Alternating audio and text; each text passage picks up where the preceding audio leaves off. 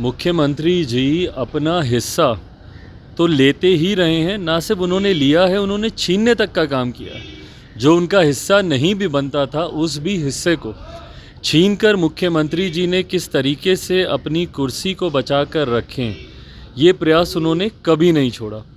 George साहब के साथ की बात हो, दिग्विजय बाबू के साथ उनका जिस तरीके से बर्ताव हो, या for that matter even Sharad Yadav ji, उनकी पार्टी के राष्ट्रीय अध्यक्ष थे, किस तरीके से उनको रातों रात राष्ट्रीय अध्यक्ष के पद से हटाकर ये स्वयं राष्ट्रीय अध्यक्ष बने, इस बात को कोई भूल नहीं सकता।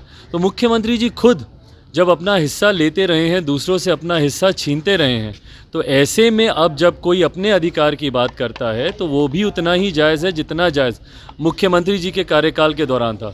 बट बहरहाल चिंता इससे इस बात की उठती है कि जब एक दूसरे के हिस्से की रशाकशी में उन्हीं के पार्टी के नेता और वो स्वयं मुख्यमंत्री जी लगे हुए हैं, ऐसे में बिहारियों के हिस्से का क्या।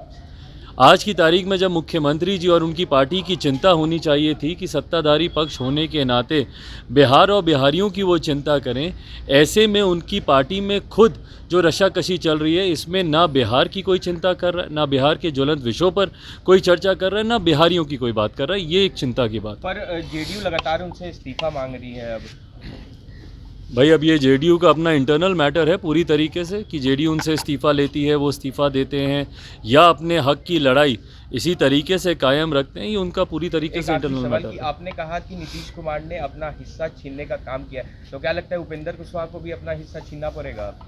भाई मुख्यमंत्री की पार्टी में अब लोकतंत्र नाम की तो कोई चीज़ बची नहीं है। बहरहाल उनकी पार्टी ही नहीं बची भाई। आज की तारीख में जब मुख्यमंत्री खुद अपना उत्तराधिकारी किसी दूसरे दल के नेता को मानते हैं, जब वो कहते हैं कि मेरे बाद किसी दूसरे दल के नेता को ही सब संभालना है, तो ऐसे में उनकी पार्टी का अस्तित्व बचा कहाँ। ये बहुत ताज्जुब की बात है भाई कि अपनी पार्टी में उनके पास एक ऐसा नेता नहीं है जिसको वो अपने बाद अपना उत्तराधिकारी माने, या वो चाहें कि भाई हमारे बाद ये सब कुछ संभाले। तो ऐसे में दर्शाता है कि उनकी पार्टी में तो कुछ आज की तारीख में बचा नहीं। अब जो बचा कुचा भी है वो किसके पास जाता है नहीं जाता है, वो पार्टी का इंटरनल मैटर है।